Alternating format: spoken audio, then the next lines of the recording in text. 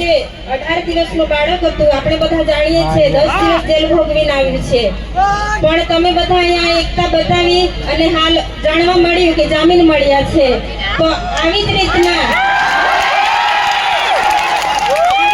બીજા અન્ય લોકો પણ છે, આપણા ધારાસભ્ય પણ છે, એ લોકોને પણ આપણે આવી રીતે બહાર લાવવાના છે ટૂંક સમયમાં। એટલે જ્યાં સુધી ન્યાય ના મળે ત્યાં સુધી આપણે આપણી લડત ચાલુ રાખવાની છે। એટલે તમે ન્યાયની લડતમાં મારી સાથે રહેશો અને મારા પરિવારને સાથ સહકાર આપશો એવી હું આશા રાખું છું।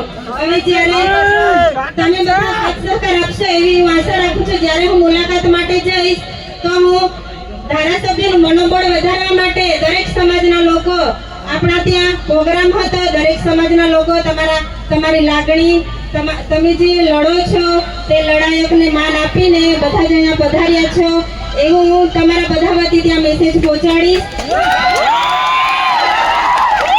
અને જલ્દીથી જલ્દી ન્યાય મળે એવી આપણે બધા આશા રાખીએ। હવે અંબાજીથી ઉમરગામથી પણ ધર્યા છો, એટલે જ્યાં પણ લોકોને જરૂર પડી છે ત્યાં ધારાસભ્ય પોતાના પરિવારની ચિંતા કર્યા વગર, જેલોની ચિંતા કર્યા વગર હર હંમેશા આગળ આવીને ઉભા રહે છે।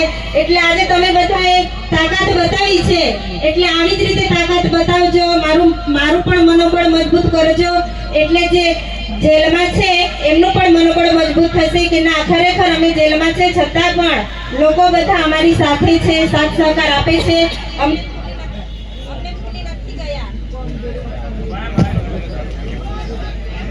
અમને ભૂલી નથી ગયા એવું જોઈએ।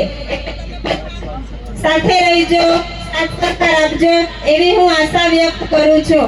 હવે એક વાર નથી, બે વાર નથી, આપણી સાથે આ ત્રીજી વખત તમે પણ હર હંમેશા સાથ સહકાર આપો છો। જ્યારે પણ હું આમંત્રિત કરું છું કે હું એકલી છું, તમે બધા સાથ સહકાર આપજો, તો તમે બધા ઘણે દૂર દૂરથી અહીંયા પધારો છો, એટલે તમારો બધાનો હું આભાર વ્યક્ત કરું છું। અને દરેક સંગઠનના અગ્રણીઓ, વડીલો, ધારાસભ્ય અહીંયા જે પધાર્યા કાઢીને, એટલે તમારા બધાનો હું ખૂબ આભાર માનું।